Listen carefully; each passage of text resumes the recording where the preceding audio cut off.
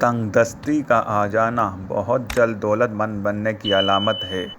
رات کے وقت آندھی کا آنا مصیبت آنے کی علامت ہے۔ خواب میں اپنی موت دیکھنا عمر لمبی ہونے کی علامت ہے۔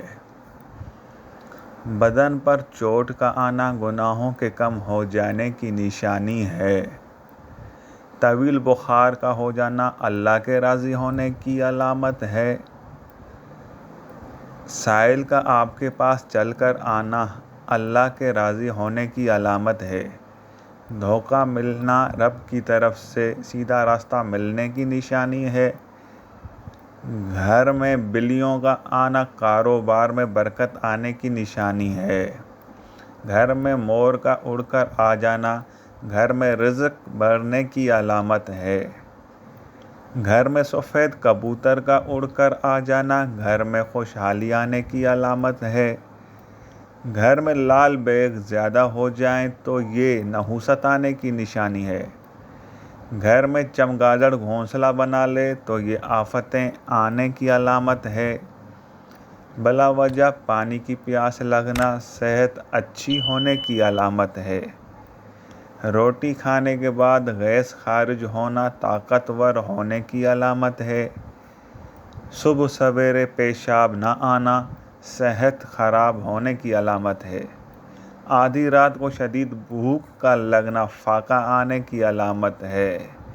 آدھی رات کو پیاس کا لگنا دولت آنے کی علامت ہے۔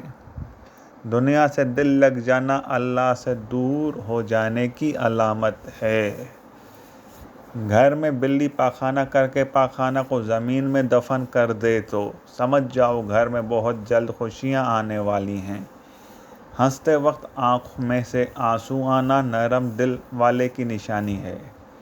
اندھیرے سے ڈر لگنا معصوم لوگوں کی ٹھوس علامت ہے۔ روٹی کھانے کے دوران چھینک کا آنا عمر لمبی ہونے کی نشانی ہے۔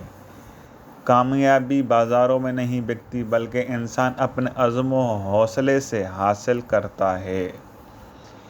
نئے دن کے ساتھ نئی طاقت اور نئے خیالات آتے ہیں۔ منزلیں سپاہیوں کا استقبال کرتی ہیں۔ بزدلوں کو راستے کا خوف مار دیتا ہے۔ زندگی مسلسل جدوجہد کا نام ہے کیونکہ اللہ ہر بندے کو رزق دیتا ہے مگر اس کے گھونسلے میں نہیں ڈالتا۔ محنت کرنے والے اللہ کا دوست ہوتا ہے۔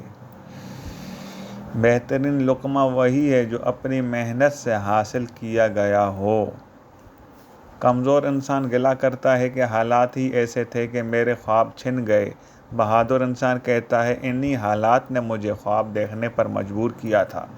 ناکامیوں کے ڈھیر میں سے کامیابی ڈھونڈ نکالنا عظیم لوگوں کی پہچان ہے۔ ہاتھی کے دانتوں کو پیس کر جلد پر لگایا کرو جلد چمکدار ہو جائے گی۔